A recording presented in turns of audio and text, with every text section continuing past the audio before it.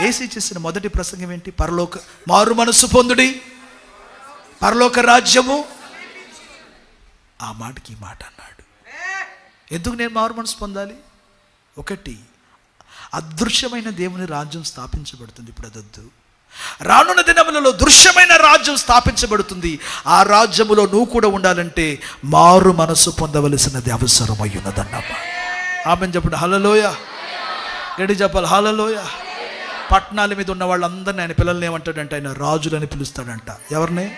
నన్ను. Amen hallelujah. నిన్ను కూడా పిలుస్తాడా? మాట్లాడట్ల మీరందరూ. భటులని పిలుస్తాడా? చపాలు గట్టిగా ఏమని పిలుస్తాడు నిన్ను? అందుకనే ఆయనకు ఒక పేరుంది, రాజులకు రారాజు యేసు. దేవునికి స్తోత్రం కలుగును. ఆయన భూమి మీద ఉన్న రాజులకు ఆయన రాజు కాదు, మనందరికీ ఆయన రాజు అయి ఉన్నాడు. మనలందరూ ఆయన రాజులుగా చేయబోతున్నాడంట. మన పక్షా నుండి మనల్ని పరిపాలన చేస్తుంటే ఆయన మనల్ని నడిపించబోతున్నాడంట. హల్లెలూయా. స్తోత్రం చెప్పండి హల్లెలూయా.